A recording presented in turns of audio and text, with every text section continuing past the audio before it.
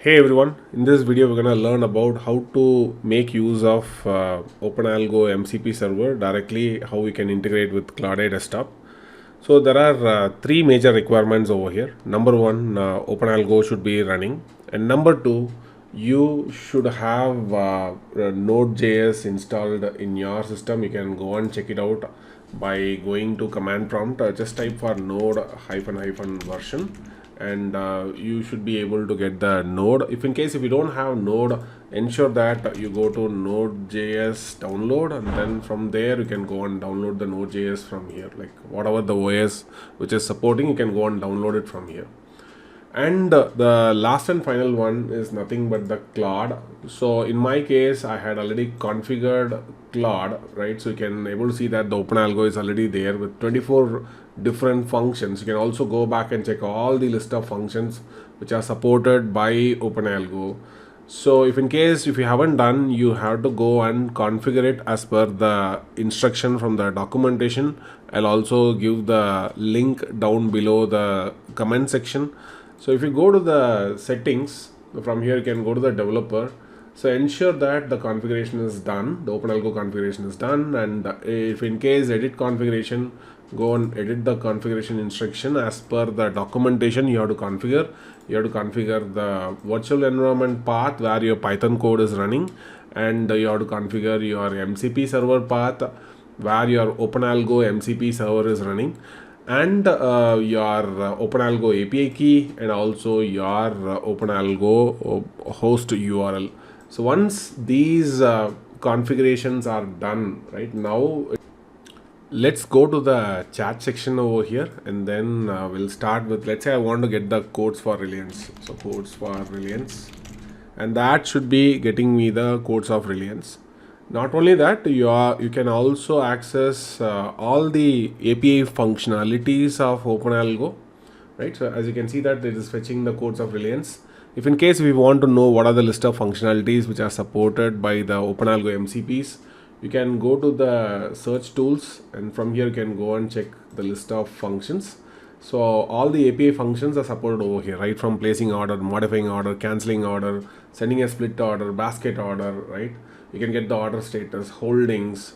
Let's say I want to get the holdings here. So get the holdings. So that's what I want to say here. It's automatically gonna trigger the holdings, and it should be fetching the holdings for me. So it's fetching the holdings, and I can also able to say like I want to get the historical data for the last 10 days of let's say Reliance in table format. So that should be fetching the last 10 days of Reliance data in a table format. Of course, first time any function is going to invoke, I should give allow always, or maybe allow once. It's up to you how you want to give access to the AI tools. So you see that it's fetching the last 10 days of Reliance data. Later on you can use it for plotting the data as well. And let's try and something like a complex query over here. I'm gonna say like get the Nifty future symbol, right? That's what I'm gonna say here. I don't know what is a Nifty future symbol. I just want to search it out. So it should trigger the search of Nifty future. You can see that it's triggering the Nifty FUT, and it is trying to get me the Nifty future symbol. So these are like OpenAlgo future symbols.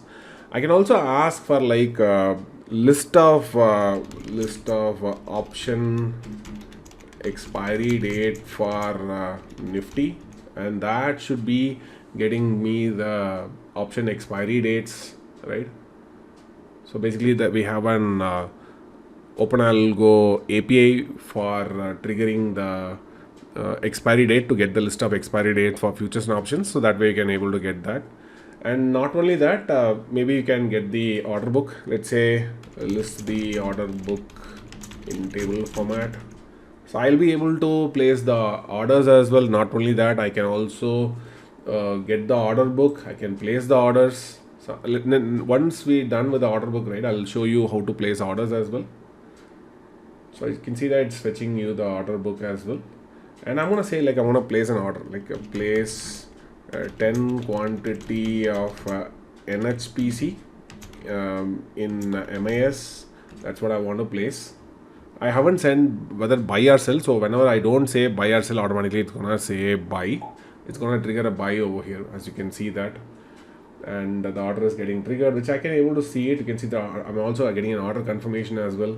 I'm gonna trigger one more order. Let's say buy 20 quantity of State Bank of India, right? That's what I have to say here. 20 quantity of SBN.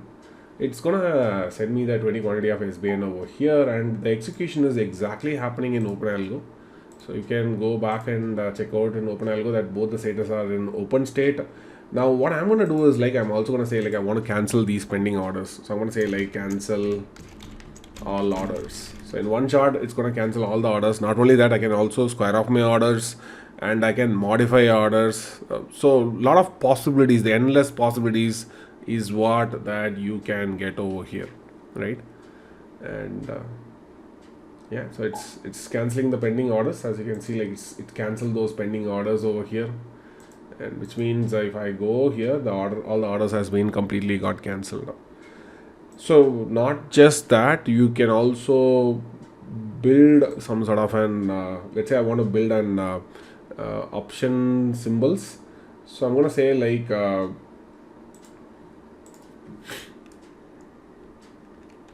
get the Nifty spot data from NSE underscore index.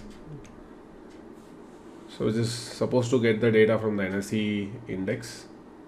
So exchange is NSE underscore index and symbol is Nifty. If you're gonna trigger that, it's get the Nifty data. So once the Nifty data is done, then I'm gonna ask for an, like, get the, let's say, like, ATM option strike price for C and B, and calculate the combined premium. So I'm just trying to give an slightly a complex instructions over here. So basically it should figure out what symbol it is. So first it is searching for the symbol for Nifty 2500 CE.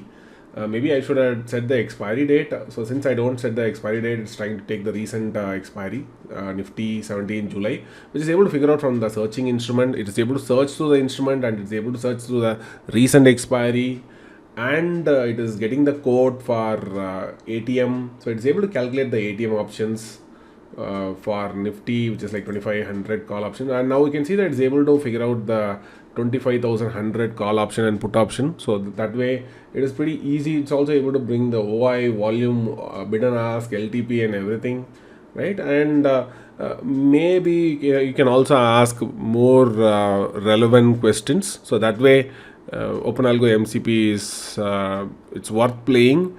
Let me know in comments, like, how your experience goes through when you tried OpenAlgo MCP. Maybe I will try to do more tutorials on MCP so that you'll get a fair idea about how to make use of the MCPs. And if in case you are very new to OpenAlgo or OpenAlgo MCP integration, always the documentation is the first place. So the MCP contains all the instructions for how to configure in Windows, how to configure in Mac, how to configure in Linux, and all those instructions are available over here, and list of functionalities which are supported by OpenAlgo, right? And so thank you once again for coming and seeing this video, and see you in yet another video. Thank you. Bye bye.